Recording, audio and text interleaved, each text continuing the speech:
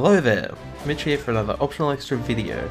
I'm joined by Russell and Jordan to take a look at Octopath Traveler. So Russell, how is it? It is like the most excellent representation of like what Final Fantasy Classic would be right now. Like if Final Fantasy VI continued and existed now without the Final Fantasy VII advancements and the 3D and etc. all that kind of stuff, this is what I believe that game would be. It would be Octopath Traveler. It's got that pixel art style, but it's got amazing visual effects over the top that just couldn't be done at the time with the graphics or the programming skills. Like it just wasn't achievable for that time. But now it's just has such an amazing impact when you see it. Like the distance, like how they blur out the backgrounds, and then kind of have like this foreshadow effect. It almost sounds like Paper Mario or something, where it's like it's got these levels to it. Like a pop-up book or something. Yeah, it does. It's really... Because, like, I like the fact that you say pop-up book. The collector's edition comes with a pop-up book. Yeah, and it makes sense because it just has that levelness to it, where it's like it feels like things are in the foreground and whatnot, almost like a stage, which is really cool. But that's not like the reason why I think it's really cool. All the mechanics. Yeah, the mechanic off the get-go is you've got 8 playable characters. Octopath. And you make their choice. You make which one you want to play from the get-go. I picked the warrior, as I always do, because I considered like the concept of like, this is what I was going to play. I'm like, I have to pick the strength one. Always strength, always attack. So warrior straight off the get-go. And what's cool or immediately obvious is it's segmented into separate stories for each character. So when I picked the warrior, he has his initial backstory told. He's basically a warrior, and he gets betrayed on the battlefield.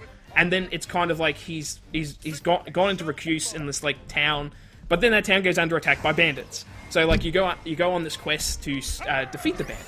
But what's really cool is, when you go out to explore, when you enter combat, it has that classic JRPG switch, where it's like, you see them as little pixel characters on the map or whatever, and then when you go into combat, it's suddenly like the boss character could be massive. So, in my case, it was a bandit. So, almost like the Pokemon scenario, where it goes from walking and then into battle mode? But there's actually more Pokemon in this than you suspect, when I talk about my character. And it's more representation of the character in the universe. So it's like they're a little pixel character, very Final Fantasy VI-esque. But then when you enter combat, that character will suddenly transform into what they look like in this like pixel like fight stance style in classic turn-based RPG. Yeah, sideways on and... with all the brilliant effects and stuff. And transition. And then once you've completed that initial character's little story, you then are open up to the world, and you can go wherever the hell you want to go, and then the other 7 characters you can collect to add to your party. That's how you build them. And then when you go to those characters, you start their story. So then their intro plays, and then they instead of doing the dungeon that's set up for that character, you now do that dungeon with the original character added as an extra character, and the dungeon's harder. So you're doing... my understanding is you end up doing all 8 of the character's story, but they get harder each time, and then, of course, you can change your team composition to make up for the fact that like it's getting harder. And now you've got 4 people in your team instead of 1, 2, 3, as you get more and more people. Yeah, and... By doing all 8 stories every time, wouldn't it get a little repetitive? No. Even though you don't have to. You don't have to, and every one character is different. I'll let Mitch say what his one is now, because I'm not sure if it is one I've done yet. Okay, so I picked the kind of more huntress character. Right, yeah. She's got a little pet, and like the way the warrior plays and the way she plays are very different, because Octopath has this like, each character has their own trait, which lets them do something unique, where hers is like, she'll just start a fight with someone to provoke them. Well, that's what it's called. Come on, fight me. Yeah, so you can, and it's not just with like enemies, you can walk up to anyone, most people, you can do these little traits with, because like she does that. You got a merchant character, you can buy stuff and so forth. But the character I picked in combat, she can summon in other creatures. So she's basically a Pokemon trainer who you can weaken them down, you can capture them, you can use them again in combat. I didn't. You're used to me in Pokemon. You can capture every monster, like in the game. Most monsters, some are untamable, but okay, for the most part, most generic enemies can be used. And turn into a minion. So cool. I didn't get to Can Hunter, you capture a bartender? and already she sounds awesome. If that's what she can do, she's the Pokemon trainer. She's basically the Pokemon trainer, and man, it's really cool because just how that all plays. She's got a pet, and you didn't really talk about it, but I love the fact you can boost up. Yeah. There's the whole boost system. The boost system is very reminiscent of Bravery Default. If you've played that before, it's basically like you're sacrificing... And that game, it was a little bit different, I guess. You were sacrificing turns to allow you to do like 4 turns early, or that kind of thing. In this game, you're essentially building up bonus turns so you can then like play it off. So it's like you're building up a meter, and I'll use all 4 of them now. I'll use 3 of them now to do 3 attacks in a row. But you still get future turns. You just don't get the meter building up anymore. Yeah, it's a really cool element that makes it really interesting. I haven't got to the point where I've had multiple characters, but I feel it will start. The combat would get really good. The later you play it through. The battle point system really ties into strategy because the enemies have a vulnerability to certain weapon types and a certain amount before they enter a staggered mode. And when they're staggered, they lose their attack, so it cancels out their turn, and you do more damage. Yeah, so you start to build up like a system of, alright, I have 3 characters in my team. This whatever I'm versing, a giant snake or something, it's vulnerable to spears and swords. 2 of my characters have those weapons, and I can build up their battle points, trigger them all for once, and do like 10 attacks in one turn, stagger it, and then on the next turn, I use my other character to trigger their 5 turns, plus them doing their own each one. You're suddenly doing like 7 attacks when they're weakened state. So it has a really cool strategic effect that really keeps the gameplay involved in every aspect of it, and you really consider what the weakness is, what weapons you should be using, what attacks you should be using.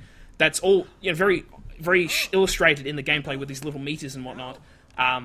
Isn't simply like the old, do your turn, and whatever. It's like you're considering potentially multiple turns ahead. Like, okay, I'm building up to this attack so I can potentially kill it off in like very fast pace. So it's a really cool build-up. I love the very fact that every character is so different. The warrior's focus is on using 2 weapons and fighting people. Like, his strength is his focus. Obviously, it's a warrior. But then, as you said, the hunter, like, it's a Pokemon-esque style. And then another character is the dancer, which was in the original demo as well. That character can allure people in villages, like just general NPCs, to be in your party. Yeah, and she can call them in combat to assist you in combat. The cleric can do that as well. Sorry, that out of context sounds so like, hey, come dance over here. That is her character. No. So she allures people, and that they join her. That's like literally her thing. So if they then die in their party, are you responsible for that? They don't die. So they're almost like an assist thing. So you call them in and they do their attacks a couple of times and they disappear and you have to call them back again. Yeah, they run away. But it's a finite. It's like, this isn't what I thought you were calling me over for. But they're good. Like, you can pick them. It's like I picked a couple. One had a crazy like arrow attack. They're shooting like 10, 12 arrows. Another one was like casting like healing spells. Like, it was cool, the characters you can get, and each one has its own story. Like the dancer's story, like set up where like her father's murdered by like these 3 occult members, and she's trying to work out who those occult members are. Like, each character has their own story, own unique abilities, own things. The huntress is trying to find her master, who's gone off on this hunt, doesn't know what happened to him. You got all these, like, every character is a motivation in the storyline, so it's really like you'll want to find all these characters and see what their thing is, like, because it's cool. Yeah, it just feels like there's just so much going for the game, and so much choice. Like, it just seems like you can tackle it in any order. Like, if you want to start from the Huntress, and maybe even just do the Huntress's mission. Like, I don't know if you need to recruit anyone. I think you can just do the Huntress's story.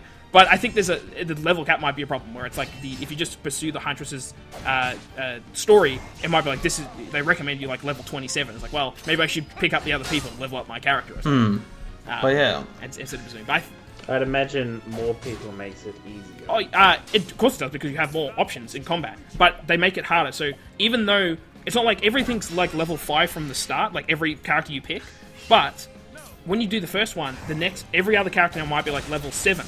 And then it might be you do the next one until you've got 2 people in your party, now everything's level 9.